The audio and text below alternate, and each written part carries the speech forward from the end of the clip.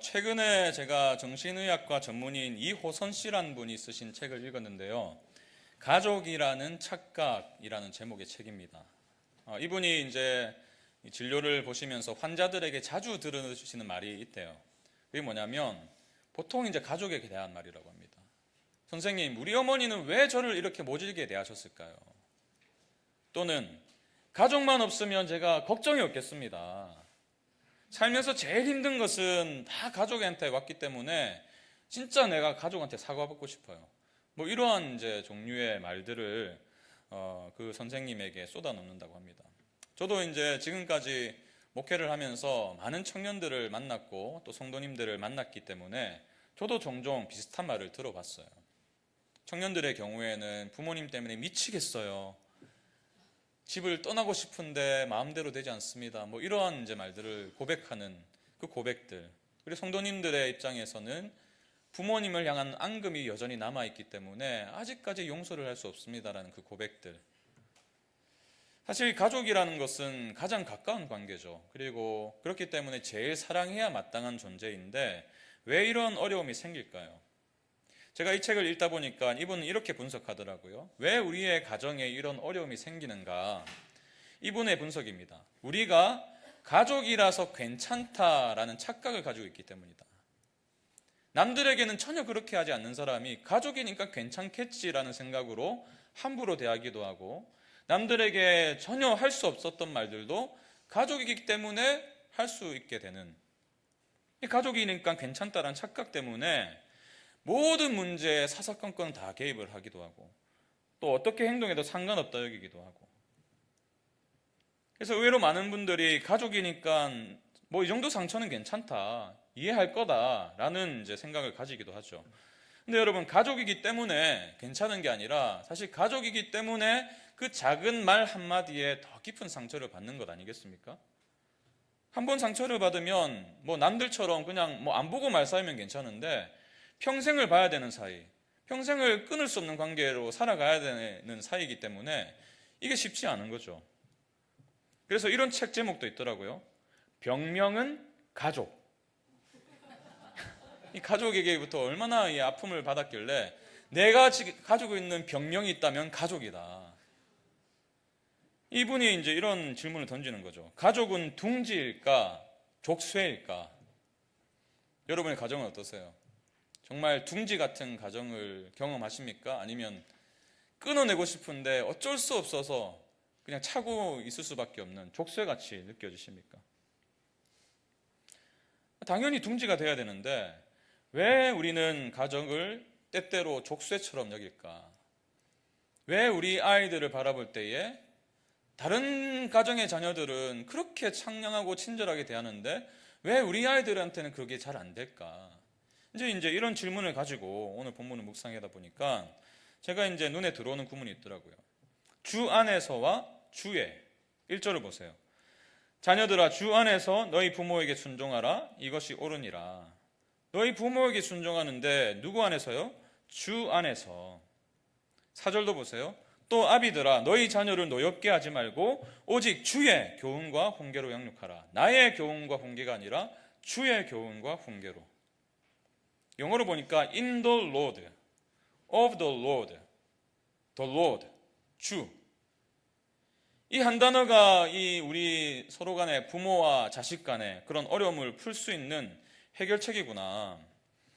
어쩌면 우리가 부모로서 자녀를 힘들어하는 이유, 또 자녀로서 부모를 어려워하는 이유가 바로 부모와 자식 간에 이 주가 빠졌기 때문은 아닌가. 우리가 복음을 믿고 살아가고 예수를 믿는다 고백하고 예수를 주로 시인하고 정말 내가 예수의 종입니다라고 고백하면서 살아가지만 유독 이 가족 관계에 있어서만큼은 여전히 내가 자리하고 있기 때문에 이런 어려움들이 생기는 것은 아닌가, 이런 이제 생각이 들더라고요. 이런 관점에서 오늘 본문을 좀 살펴보길 원합니다.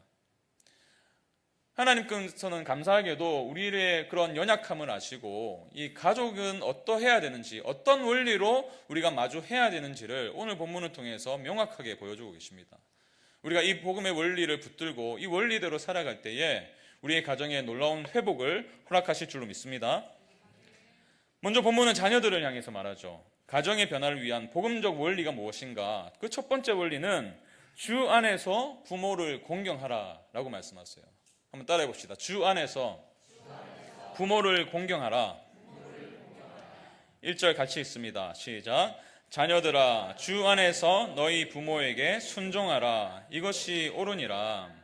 자녀들아, 주 안에서 너희 부모에게 순종하라. 이 순종하다라는 단어를 보니까 귀를 기울이다, 또 응답하다, 이런 뜻이 있더라고요. 순종은 곧 듣는 것에서부터 시작된다는 거죠. 들어야지 따릅니다. 잘 듣는 것이 순종의 첫 단계입니다. 근데 부모에게 순종하라고 말하죠. 말 그대로 부모의 말씀에 귀를 기울이고 그들이 말한 것을 존중하고 따라가라 라는 뜻입니다. 한마디로 말하면 너희의 부모를 공경하라. 그래서 잠언은 이렇게 말씀하죠. 잠언 23장 22절.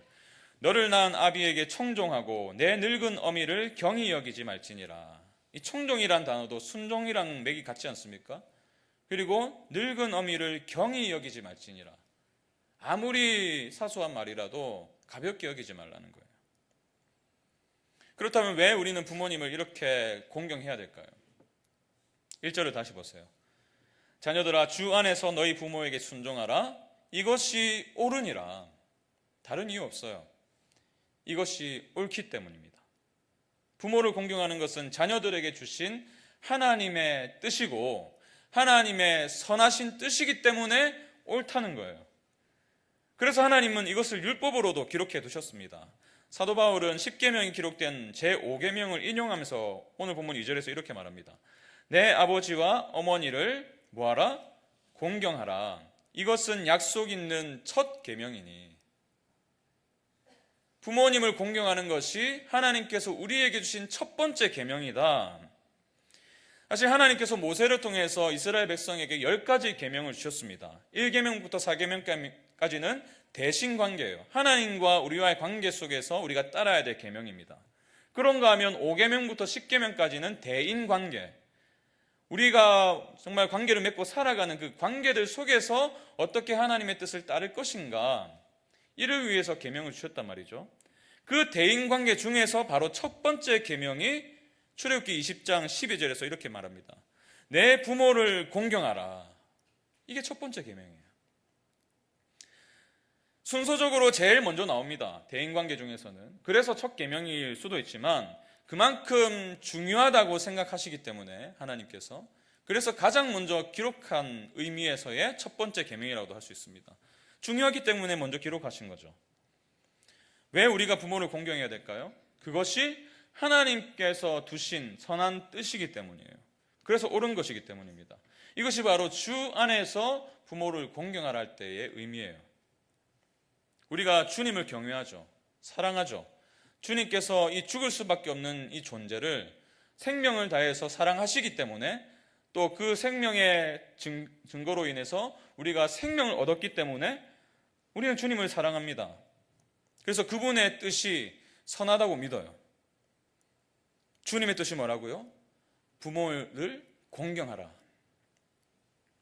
부모가, 여러분의 부모님이 뭐 존경할 만한 분이라서가 아니라 또 뭐 재력이 너무 이제 많으셔가지고 막 물려준 유산이 많아서 공경하라는 뜻도 아니라, 가장 중요한 이유는 우리가 주 안에 있는 자들이기 때문이에요. 우리가 주님의 은혜를 받았고 그 은혜로 구원받았기 때문에 마땅히 우리는 우리를 구원하신 그분의 선하신 뜻을 따라야 된다. 그것이 합당한 우리의 삶이다 라고 말씀하고 있습니다. 그래서 여러분, 우리가 이 사이에 이렇게 예배당에 모여서 함께 주님을 사랑합니다, 찬양하고 함께 영광을 돌리는 것, 이러한 고백도 너무 중요한데, 이런 고백을 하면서 부모를 공경하지 않는 것은 굉장히 이율배반적이라고 할 수 있습니다. 왜냐하면 우리가 정말 사랑하시는 그 하나님이 가장 원하시는 것 중에 첫 번째가 부모 공경이기 때문이에요. 그래서 주님은 이 종교 지도자들, 그 당시의 종교 지도자들의 이중적인 태도를 향해서 이렇게 책망하셨지 않습니까? 그들은 늘 하나님을 사랑한단 말이에요. 나는 성경을 열심히 읽습니다. 하나님 사랑해서 기도를 열심히 합니다. 헌금도 많이 드립니다. 그런 종교심은 너무나 축출해서 그것을 막 사람들에게 떠버리고 다녔지만, 정작 하나님이 가장 원하셨던, 대인관계에서 가장 원하셨던 부모를 공경하는 것은 등한히 여겼어요. 주님의 말씀 한번 들어보세요. 마태복음 15장 4절 6절입니다. 하나님이 이르셨으되 내 부모를 공경하라 하시고 또 아버지나 어머니를 비방하는 자는 반드시 죽임을 당하리라 하셨거늘 너희는 이르되 누구든지 아버지에게나 어머니에게 말하기를 내가 드려 유익하게 할 것이 하나님께 드림이 되었다고 하기만 하면 내가 하나님께 다 드렸습니다. 그러니까 부모님께 드릴 게 없어요. 하나님께 다 드렸어요. 라고 하기만 하면 그 부모를 공경할 것이 없다 하여 그걸로 부모 공경이 다 했다. 하나님께 한 것으로 난 다 이루었다. 라고 하며 너희의 전통으로 하나님의 말씀을 폐하는도다. 여러분 사실 저와 여러분이 당시의 종교 지도자들처럼 이 하나님의 말씀을 의도적으로 왜곡해서 해석하진 않을 겁니다. 그래서 하나님 말씀을 왜곡해서 부모님을 경시하진 않을 거예요. 근데 우리는 종종 직장 생활이 바빠서 또 자녀 양육으로 바빠서 그것을 가장 중요하다고 여기면서 우리가 가장 크게 삶에 있어서 가장 크게 빚지신 분들을 희생시킬 때가 종종 있다는 거죠. 과거를 돌아보면 대가족 시대에는 이 연로한 부모님들이 가족의 지지를 받으며 사셨어요. 정서적으로든 물질적으로든 지지를 받으며 사셨습니다. 근데 점점 이제 핵가족 시대가 되면서 부모와 자녀와의 관계가 소원해졌어요. 부모도 그것을 원하지 않고 자녀의 짐이 되는 거 원하지 않고 자녀들도 그 짐을 버거워하는. 그러다 보니까 이 연로하신 부모님들이 육체적으로 점점 쇠퇴하면서 가족으로부터의 소외도 느끼고 또 고독감도 느끼고 그런 정서적인 어려움을 겪으면서 살아갈 수밖에 없는 시대가 되었습니다. 점점 설 자리가 사라지잖아요. 뭔가를 할 수 있는 능력도 점점 감퇴하고 또 배우자는 말할 것도 없고 점점 이제 주변의 친구들도 세상을 떠나가는 그러다 보니까 이 시대를 살아가는 많은 부모님들이 우울증을 호소한다고 합니다. 그래서 이 심리 전문가들 또는 정신과 전문가들은 한결같이 말하더라고요. 이 정서적인 결핍으로 인한 이런 우울증, 이런 정서적인 어려움들은 가족의 따뜻한 지지만 있으면 해결될 수 있다. 이 가족의 지지를 받으면 정신적으로도 건강해지고 자신을 긍정적으로 바라볼 수 있게 된다고 말하더라고요. 그리고 우울증도 개선될 수 있대요. 여러분, 우리는 복음을 믿는 사람들입니다. 그리고 복음 안에서 주님의 뜻이 가장 선하다는 사실을 믿는 자들이에요. 부모를 공경하는 것은 저와 여러분을 향하신 하나님의 뜻입니다. 그리고 그분의 뜻은 언제나 실제적이고 구체적이에요. 부모 공경이 멀리 있지 않습니다. 하루에 한 번이라도 연락을 드리는 것, 아직 살아계시다면 가끔씩이라도 찾아뵙는 것, 그리고 손주들을 그리워하시는 부모님을 위해서 영상통화를 가끔씩 드리는 것, 여기에서 시작될 수 있어요. 저 역시 오늘 말씀을 준비하면서 얼마나 주님 앞에 이 말씀으로 책망을 받았나 몰라요. 이 담임 목사로 살아가는 것이 바쁘다는 핑계 아닌 핑계죠. 이 혼자 되신 아버지께 부산에 계신데 자주 연락을 드리지 못했습니다. 저보다는 저희 아내가 더 자주 통화를 했어요. 물론 아버지께서는 사역에 집중하라 이렇게 말씀하시지만 그리고 저희 아버지께서 지금 70 훌쩍 넘어섰지만 여전히 기력이 있으시거든요. 또 일도 하고 계세요. 그러다 보니까 잘 지내시는 것처럼 보이더라고요. 혼자 살아가시지만 잘 지내시는구나. 그래서 마음을 놓았던 것은 아닌지 참 많이 돌아보았습니다. 그래서 이 부모를 공경하라 이 말씀을 가지고 단위에 서기가 참 이렇게 두렵더라고요. 그렇게 살지 못하는 것 같아서 또 저의 모습이 마치 예수님 당시의 종교 지도자들의 모습을 보는 것 같이 느껴지기도 하고 그래서 막 원고를 쓰다가 여기서 멈췄습니다. 멈춰가지고 전화를 드렸어요. 아버지께. 아버지가 표현을 잘 못하시는 분이시거든요. 근데 이제 아들의 목소리를 들으시고는 너무 반가워하시더라고요. 여러분 기억하세요. 부모를 공경하라는 주님의 뜻을 따르는 것에는요, 시간의 제한이 있습니다. 이 말씀은 영원하지가 않아요. 시간의 제한이 있습니다. 세월의 흐름을 누구도 막을 수 없죠. 부모님을 사랑으로 섬길 수 있는 기회는 언젠가 사라지게 될 것입니다. 저 또한 어머님을 먼저 떠나보내고 얼마나 이런 마음들이 많이 들었나 몰라요. 참 많이 후회가 되더라고요. 그때 이렇게 좀 했었으면 좋았을 것을, 그때 이렇게 조금 더 잘해드릴 것을. 어머니께서 이제 사역을 활발하게 하셨던 분이시기 때문에 종종 저에게 이 행모 어르신들 같이, 그 교회도 어르신들이 많으셨는데 그 사역을 하셨거든요. 종종 저에게 이제 찬양 인도에 대해서 질문도 하시고, 또 대신 한번 좀 인도해 달라고 부탁도 하시고, 참 그때는 어떻게 그렇게 바쁘다는 핑계를 많이 댔었는지, 그거 한번 어머니 대신 좀 해드리면 어땠을까, 뭐 이런 생각들까지도 드는 거죠. 여러분, 누구라고 그렇지 않겠어요? 이 코미디언으로 유명했던 이용렬 씨가 이런 글을 쓰셨더라고요. 얼마 전에는 어머니가 내 꿈속에도 찾아오셨다. 무슨 영문인지 모르겠지만 그때 나는 용돈 20만 원을 드렸다. 깨고 나서 얼마나 후회하고 가슴이 아팠는지. 왜 하필이면 20만 원을 드렸을까? 더 드릴 수 있었는데. 200만 원, 2천만 원, 아니 내가 가진 모든 것이라도 드리고 싶은데 늘 받기만 하다가 모처럼 드린 용돈이었는데 고작 20만 원이었다니 며칠 동안 우울하고 안타까웠다. 주 안에서 부모를 공경하라. 어쩌면 여러분 가운데는 부모로부터 받은 어떤 상처 때문에 그래서 여전히 앙금이 남아서 이 말씀이 참 마음으로 받아들이기가 어려울 수도 있겠습니다. 근데 오늘 주신 이 말씀에는요, 하나님의 약속이 포함되어 있어요. 3절 보세요. 이로써 네가 잘되고 땅에서 장수하리라. 부모님을 공경하면 막 부자가 되고 이 땅에서 성공하고 이런 말씀이 아니에요. 우리의 마음 가운데 주님께서 주시는 그 평강을 주신다는 거예요. 참된 기쁨을 회복해 하신다는 거예요. 공경하는 마음을 가지기 힘든 부모라 할지라도, 그래서 여러분들의 마음을 부모님이 알아주지 않는다 할지라도 이 약속을 믿고 순종해 보시길 바랍니다. 부모님의 마음과 태도를 우리가 바꿀 수는 없을지라도 우리의 태도는 바꿀 수가 있어요. 주 안에서. 왜 주 안에서죠? 도저히 용납할 수 없는 죄인인 우리를 용납해 주시고 이 땅에서부터 시작되는 영원한 생명을 허락해 주신 그 주님 안에 있기 때문에, 그 용서와 그 사랑을 지금도 받고 있는 존재가 되었기 때문에 주님 주신 사랑으로 우리 부모님들을 공경할 수 있을 줄로 믿습니다. 그런가 하면 가정의 변화를 위해 부모는 어떻게 해야 될까? 그 두 번째 원리를 주님께서 이렇게 말씀하세요. 주 안에서 자녀를 양육하라. 주 안에서 자녀를 양육하라. 오늘 본문을 보니까 어떻게 하는 게 주님 안에서 자녀를 양육하는 것인지 말씀해 주시는데요. 먼저는 주 안에서 자녀들을 양육하는 것은 자녀들을 노엽게 하지 않는 것이다 말씀하세요. 4절 상반절을 보세요. 또 아비들아 너희 자녀를 노엽게 하지 말고. 너희 자녀를 노엽게 하지 말고. 사실 이 말씀이 참 부모된 입장에서, 한창 이제 자라는 아이들을 키우는 입장에서는 참 수긍하기가 어려운 부분이 있습니다. 왜 그럴까요? 이 자녀들이 오히려 부모들의 화를 부추길 때가 더 많다고 생각하기 때문이에요. 그렇지 않습니까?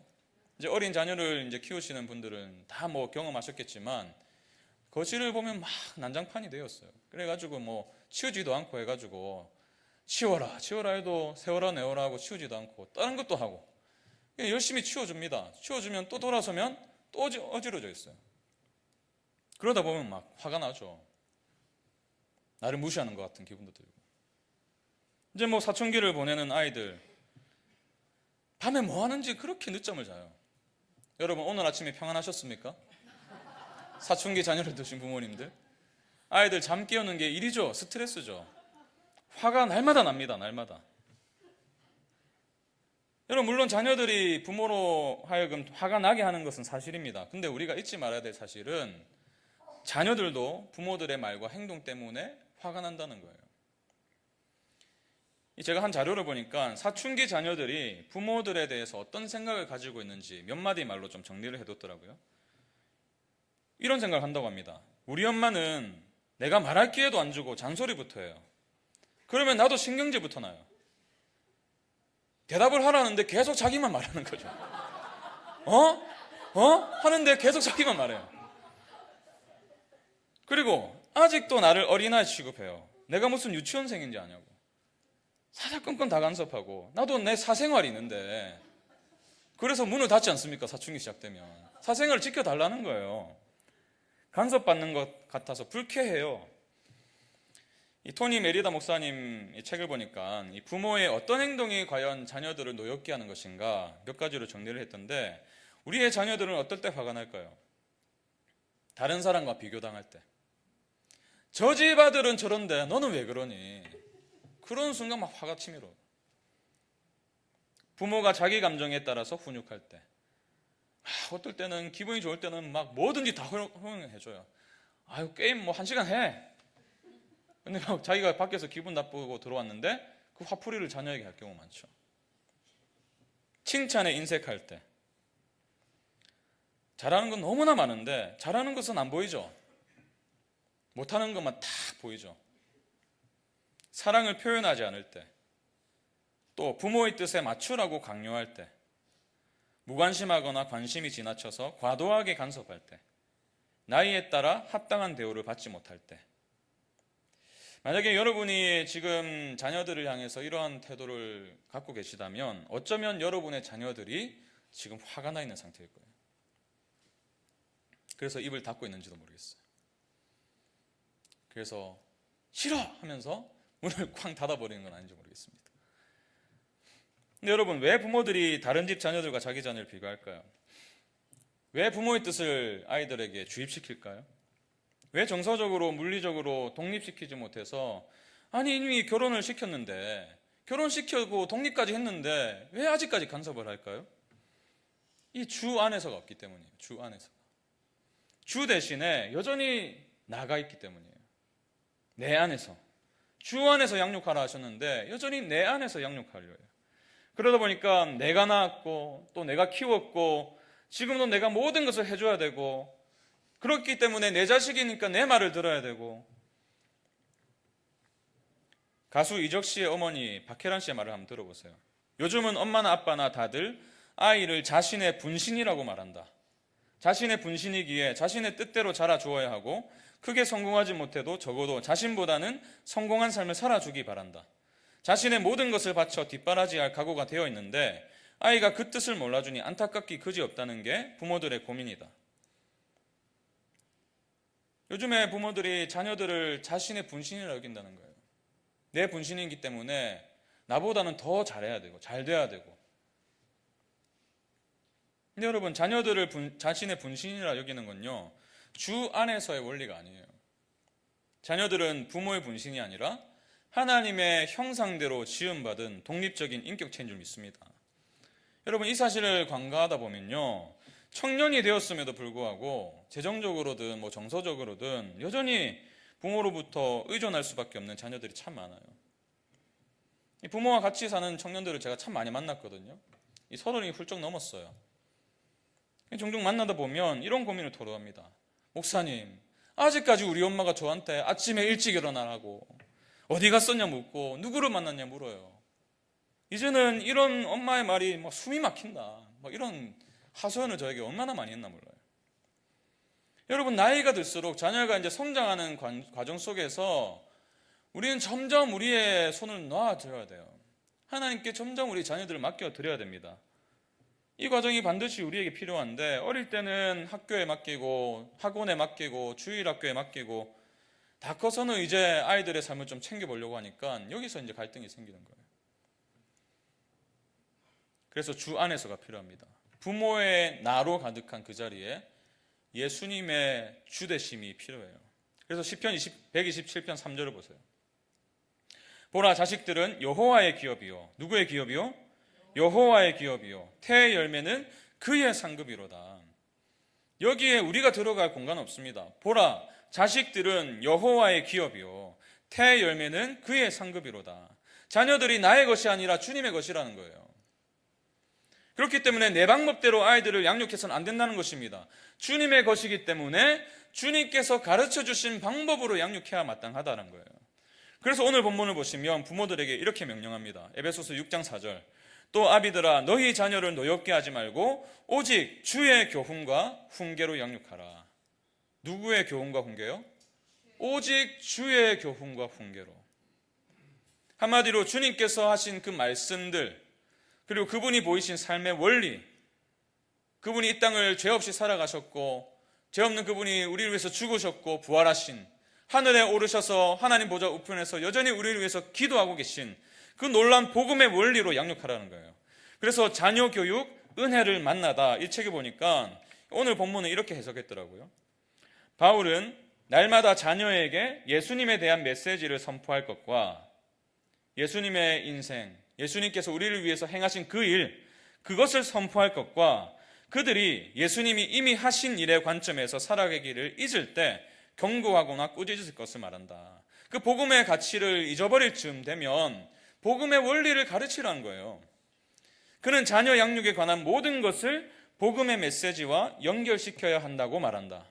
자녀 양육에 관한 모든 것을 복음의 메시지와 연결시켜야 한다고 말한다. 여기서 우리가 발견할 수 있는 중요한 사실 한 가지가 있습니다. 여러분, 율법이 은혜의 자리를 대신할 수 없어요. 우리의 인생도 마찬가지고 우리 자녀들의 인생에도 마찬가지예요. 율법이 은혜의 역할을 대신할 수 없습니다. 우리가 만약에 우리의 잔소리로, 우리가 세워둔 어떤 인생의 기준으로 세상의 어떤 방법을 가지고 자녀들을 선하게 바꿀 수 있고 우리가 원하는 모습으로 만들 수 있다면 사실 예수님이 이 땅에 오실 이유가 없어요. 그렇게 인간적인 방법으로 우리의 어떤 기준으로 자녀들을 능히 변화시킬 수 있다면 예수님이 왜 이 땅에 오셨어요? 여러분 생각해 보세요. 저와 여러분의 인생을 한번 보세요. 우리가 어떻게 변화될 수 있습니까? 우리가 지금 어떻게 변화되고 있나요? 율법 때문에 변화되었습니까? 아니죠. 우리는 오직 은혜로 구원받은 줄 믿습니다. 그리고 그 은혜 안에서 하나님께서 친히 우리를 양육하고 계세요. 친히 그분이 그 은혜의 원리로 지금도 우리를 돌보고 계세요. 그 은혜의 원리 안에서 우리를 변화시켜 가고 계세요. 우리가 스스로 변화될 수 있었다면, 스스로 하나님의 기준에 도달할 수 있었다면 예수님께서 십자가를 지실 이유가 없어요. 우리의 자녀라고 예외일 수 없습니다. 성경은요 분명히 선언하죠. 저를 포함한, 여러분을 포함한 우리 모든, 우리의 자녀들을 포함한 모든 인간이 하나님 앞에서 죄인이라고 선포합니다. 그리고 그 죄인은 절대로 율법이 바꿀 수가 없어요. 오직 은혜가 죄인을 살리고 은혜가 죄인을 변화시키는 줄 믿습니다. 우리가 이 명확한 진리를 우리 자녀들에게 있어서는 놓치기 때문에 계속해서 우리의 자녀들을 나의 방법과 나의 힘과 나의 어떠함으로 통제하려고 하죠. 폴트리 목사님이 쓰신 책을 보니까 이 자녀를 변화시키기 위해서 부모들이 통상적으로 사용하는 세 가지 수단이 있는데, 이 통제하기 위한 세 가지 수단이 있는데 그 첫 번째가 두려움이래요. 협박하는 거죠. 너 이거 안 하면 이거 안 해줄 거야. 너 이거 안 하면 내 아빠가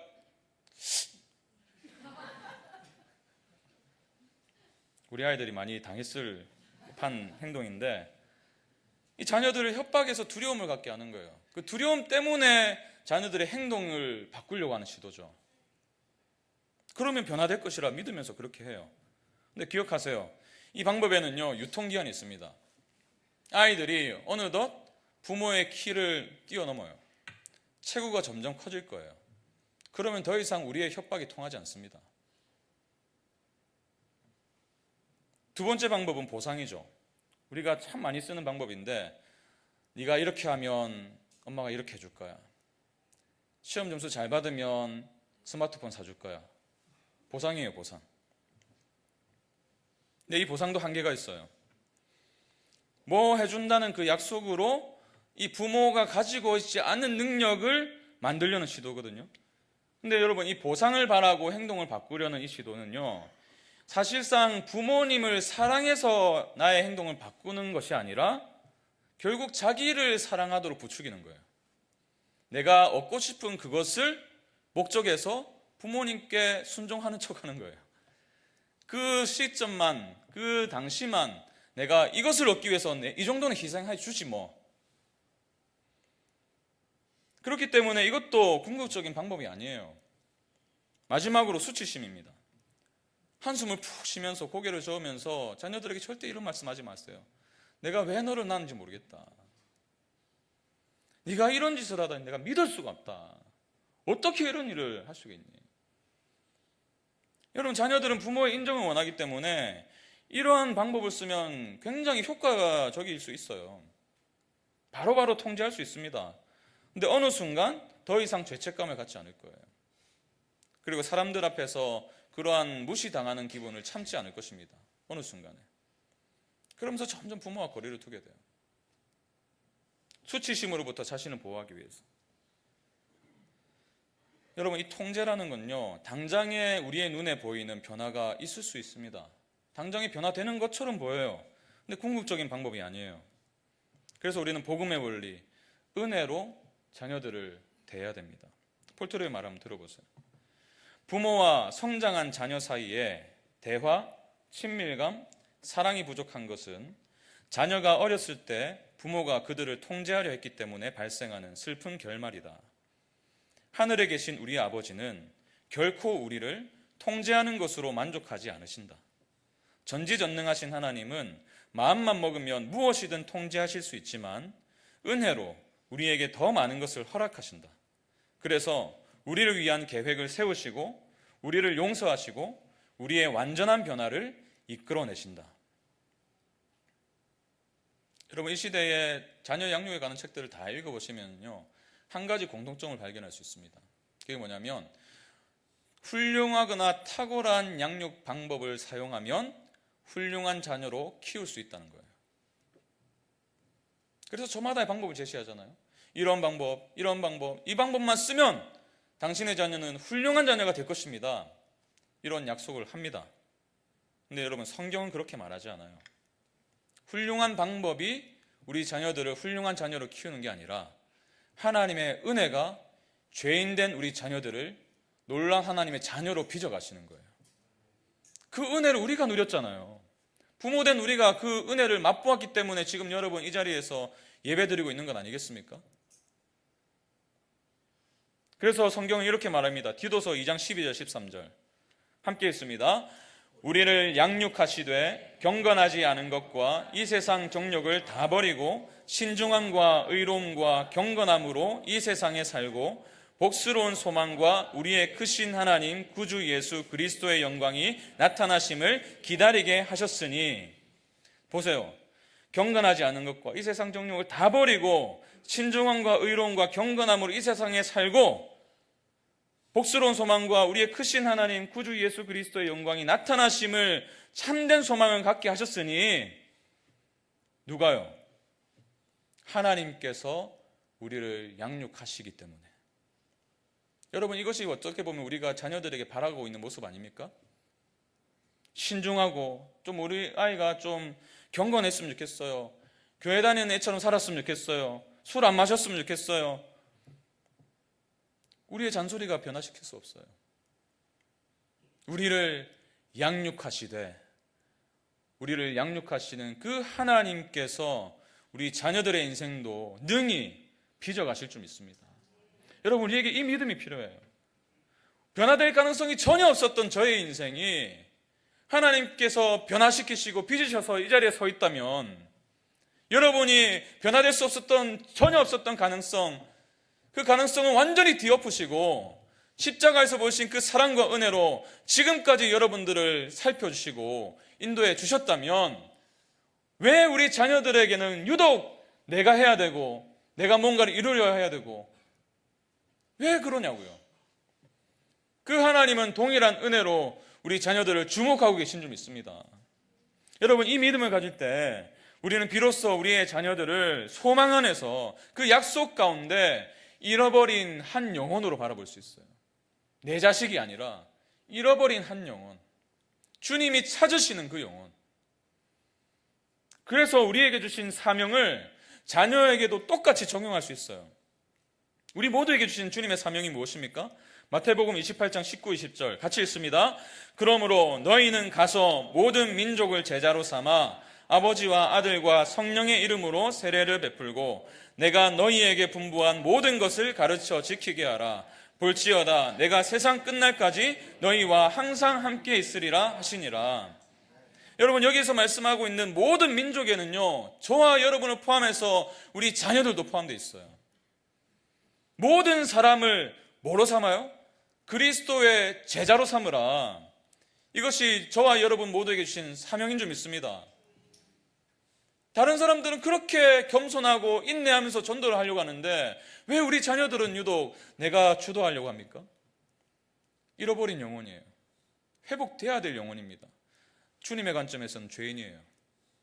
죄인은 은혜만이 변화시킬 수 있습니다. 근데 여러분, 주님의 이 약속을 보세요. 내가 너희에게 분부한 모든 것을 가르쳐 지키게 하라. 그 복음을 우리 자녀들에게 가르쳐 지키게 할 때, 그 복음의 원리로 자녀들을 대할 때 주님께서 약속해 주십니다. 볼지어다 내가 세상 끝날까지 너희와 항상 함께 있으리라 하시니라. 언제 함께 하신다고요?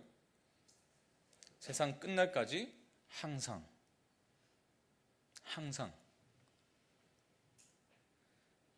아침마다 누구야 일어나라. 왜 안 일어나니? 학교 가야지.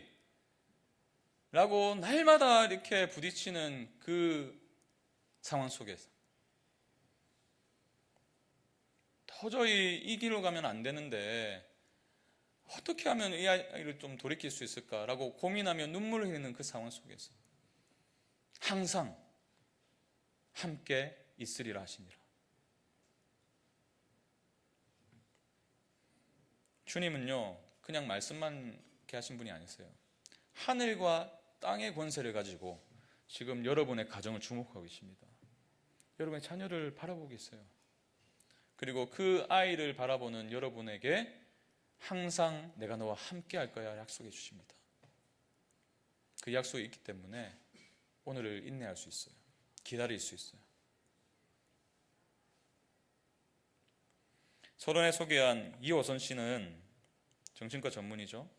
이 많은 분들을 이제 만나고 이제 하면서 임상을 거치면서 이러한 결론을 가졌어요.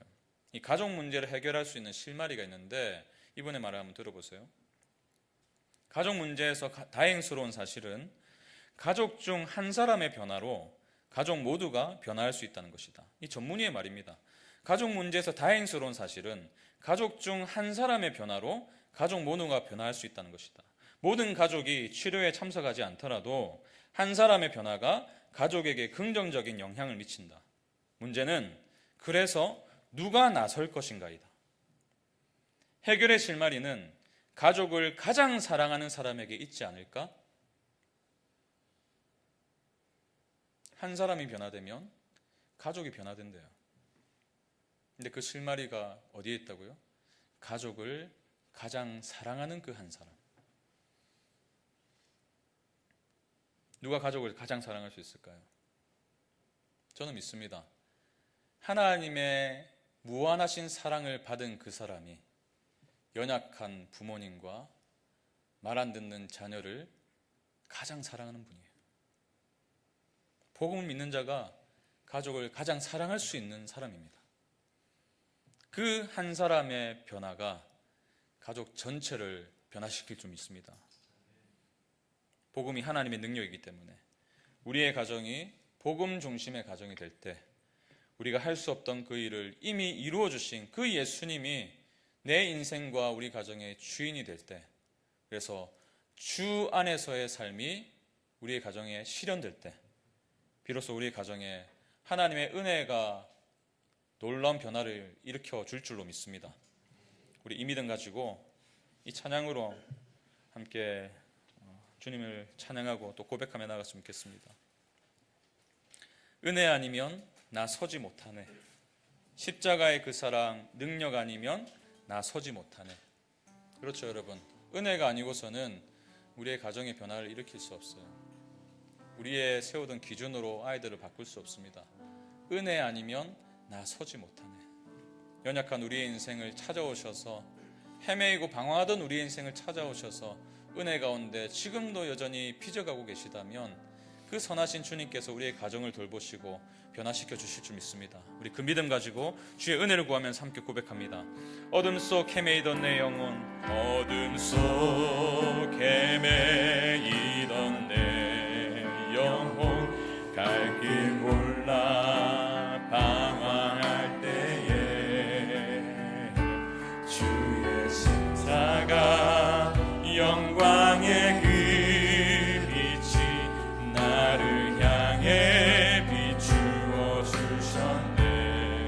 주홍빛보다도 붉은 내 죄,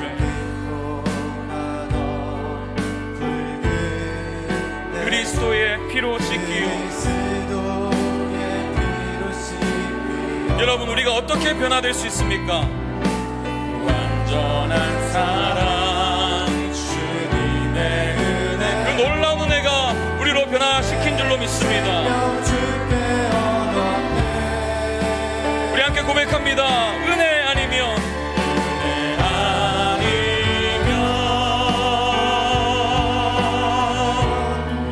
나서지 못하네.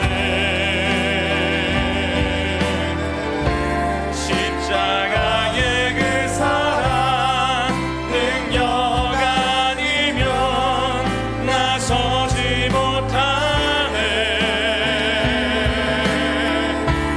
은혜 아니면 나서지 못하네. 놀라운 사랑, 놀라운 사랑, 은혜 아니면 나서지 못하네. 주홍빛보다도 붉은 내 죄, 주홍빛보다도 붉은 내 죄, 그리스도의 피로 씻기요. 완전한 사랑 주님의 은혜로 새 생명 주께 얻었네.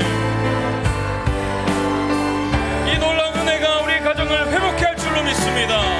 은혜 아니면 나서지 못하네.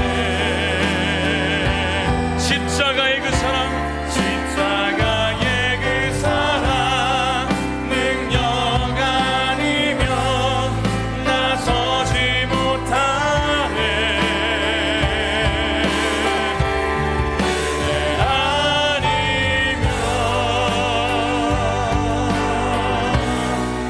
나서지 못하네.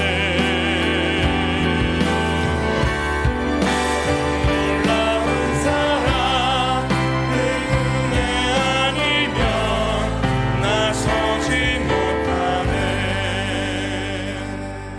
영적으로 죽어서 아무것도 할 수 없었던 존재인 우리를 하나님께서 어떻게 변화시키시고 새롭게 하셨습니까?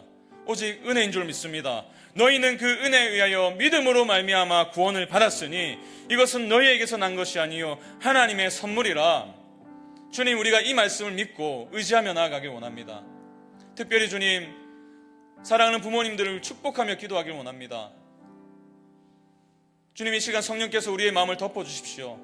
그래서 부모로부터 받은 상처로 인해서 그 앙금이 여전히 남아있어서 여전히 불편한 마음을 가지고 살아가는 우리 성도들이 계시다면 이 시간 성령께서 그 마음을 만져주시길 기도합니다. 주님, 우리 사랑하는 부모님들 정말 주님의 은혜 가운데 사랑으로 공경하게 해주시옵소서. 그분들을 잘 섬길 수 있도록 도와주십시오. 하나님, 정말 우리의 삶의 실천으로 나아가는 결단이 일어날 수 있도록 도와주시고, 특별히 우리 자녀들의 이름을 부르며 기도했으면 좋겠어요. 더 이상 내 안에서가 아니라 주 안에서 자녀들을 양육하길 원합니다. 주님의 훈계와 교훈으로 아이들을 대하길 원합니다. 복음의 원리가 그들의 인생을 변화시킬 수 있음을 믿게 하시고 주님께 맡기는 인생이 될 수 있도록 도와주시옵소서. 우리 부모님의 이름과 우리 자녀들의 이름을 부르면서 함께 기도로 나아가시겠습니다. 아버지 하나님, 감사드립니다. 이 시간에 우리 하나님 가정 가운데 있는 수많은 문제들, 여전히 해결되지 못한 문제들을 있음을 아시고 하나님께서 오늘 이 말씀 우리에게 주신 줄로 믿습니다. 하나님, 우리 상황을 볼 때에, 우리 가족 관계를 볼 때에 여전히 해결되어야 될 부분이 많고 문제가 있음을 우리가 고백할 수밖에 없지만 하나님, 오늘 이 주신 말씀을 붙들고 나아가길 원합니다. 우리가 정말 주님 안에서 우리에게 주신 부모를 공경하는 인생 살아가길 원합니다. 하나님, 더욱더 나이가 들어가시는 우리 부모님 바라보면서 신처럼 여기지 않게 하시고 서로가 서로에게 침이 되지 않게 하시고 오히려 주님 사랑으로 품고 사랑으로 돌볼 수 있는 관계가 될 수 있도록 도와주십시오. 하나님, 정말 마음을 다해서 주님을 사랑하는 마음으로 주님의 뜻을 선하는 우리가 될 수 있도록 도와주시고, 하나님, 특별히 우리 인생 가운데 하나님 귀한 자녀를 선물로 주셨는데 하나님, 이것이 우리에게 있어서 우리의 것이 아니라 하나님의 기업이며 하나님 믿고 나아갑니다. 주님, 그렇기 때문에 나의 방법이 아니라 주님의 방법으로 우리 아이들을 바라볼 수 있도록 도와주십시오. 세상의 기준이 아니라, 내가 정해놓은 틀이 아니라 하나님 주님의 복음의 원리가 그들의 삶에 관통하며 복음을 전할 수 있도록, 그래서 주님, 우리 아이들을 주님의 제자로 삼을 수 있도록 우리를 사용해 주시기 원합니다. 하나님, 나의 것을 가르쳐 지키게 하는 자가 아니라 주님의 것을 가르쳐 지키게 하는, 주님께서 말씀하신 것들, 주님께서 우리에게 맡기신 것을 가르쳐 지키게 하는 부모가 될 수 있도록 주님 인도해 주시고, 그 과정 속에서 우리가 정말 주님의 은혜를 기억하고 그 은혜를 기대며 살아갈 수 있도록 주님 인도하여 주시옵소서. 그렇게 하신 주님을 찬양합니다. 그 놀라운 우리의 삶의 변화를 통해서, 우리의 관점의 변화를 통해서, 하나님, 나의 한 사람의 변화를 통해서 우리 가족 전체가 변화될 수만 있다면 우리를 사용해 주시기 원합니다. 나를 사용해 주시기 원합니다. 그래서 주님, 내가 가는 곳곳마다 하나님 놀라운 회복의 역사가 일어나는 것을 보게 하시며 하나님께 함께 영광 드리는 우리 모두가 될 수 있도록 주님 인도해 주시옵소서. 하나님, 은혜가 아니고서 우리가 설 수 없음을 고백합니다. 주님께서 보여주신 그 은혜가 아니고서 우리가 할 수 없음을 고백하오니 주님 함께 하시고 우리 인생을 은혜를 베풀어 주시고 그 은혜 속에서 살아갈 수 있도록 주님 인도하여 주시옵소서. 그렇게 하신 주님을 찬양합니다. 주님, 우리 인생에 연약한 줄 아시오니 주님, 날마다 성령께서 우리를 도와주시고 하나님, 주님께서 강구하시는 그 기도와 역사를 경험할 수 있도록 인도하여 주시옵소서. 그렇게 하신 주님을 찬양합니다. 우리 믿음으로 다시 한 번 더 고백합니다. 은혜 아니면 나서지 못하네. 은혜 아니면 나서지 못하네. 십자가의 그 사랑, 능력 아니면 나서, 우리 자리에서 일어나셔서 은혜 아니면 나서지 못하네. 우리가 연약하기에 주님의 은혜를 구하며 나아갑시다.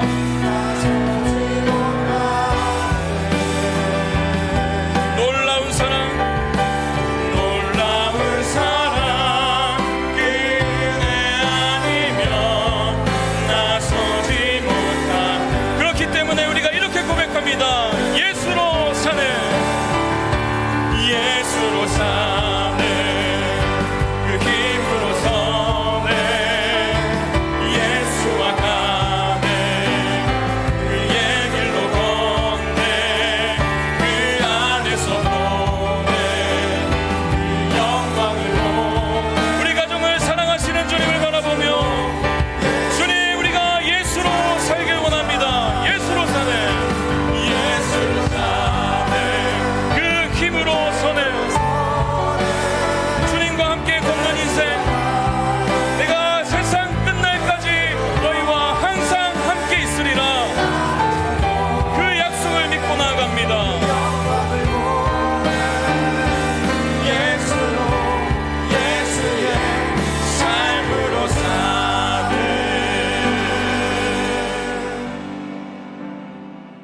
주님, 가장 가까운 관계이기 때문에 가장 사랑해야 함에도 불구하고 내 부모가 해준 게 뭐가 있어, 나한테 준 건 상처뿐이야 라고 그렇게 원망과 미움으로 보내왔던 세월이 있었다면 주님, 오늘 이 말씀 앞에 우리의 마음을 낮추길 원합니다. 위로해 주십시오. 힘을 주십시오. 새롭게 해주십시오. 하나님, 부모를 공경하기 위한 첫 단추가 용서라면 주님께서 우리에게 사랑을 부어주시고 용서의 마음을 주셔서 오늘 이후로 우리 부모님을 용서할 수 있도록 도와주시고, 하나님, 그 믿음 가지고 부모를 공경하라는 주님의 이 선하신 뜻을 따라가는 우리 인생이 되길 원합니다. 내가 상처가 많았기 때문에 그 상처 그대로 우리 자녀들을 바라보았다면, 그래서 나도 모르는 사이에 그 상처가 우리 자녀들에게로 흘러가고 있었다면 주님, 이제는 멈추길 원합니다. 내 안에서가 아니라 주 안에서 나의 교훈과 훈계가 아니라 오직 주의 교훈과 훈계로 양육하길 원하오니 하나님, 우리에게 지혜를 주십시오. 날마다 복음에 깨어있을 수 있도록 도와주시고 은혜의 원리로 살아가는 인생이 되게 하셔서 그 놀라운 은혜가 우리 자녀들에게도 흘러가고 우리 자녀를 양육하시겠다 약속하신 주님의 굳건한 약속을 신뢰하며 주님께 맡겨드리는 우리 모든 부모들이 될 수 있도록 인도하여 주시옵소서. 이제는 우리 주 예수 그리스도의 은혜와 하나님의 사랑과 성령의 함께하심이 주 안에서 부모를 공경하고 주 안에서 자녀를 양육하기로 결정하는 모든 성도들의 삶 가운데 이들의 가정마다 회복이 필요한 관계마다 지금으로부터 영원까지 함께 하시기를 간절히 축원하옵나이다. 아멘.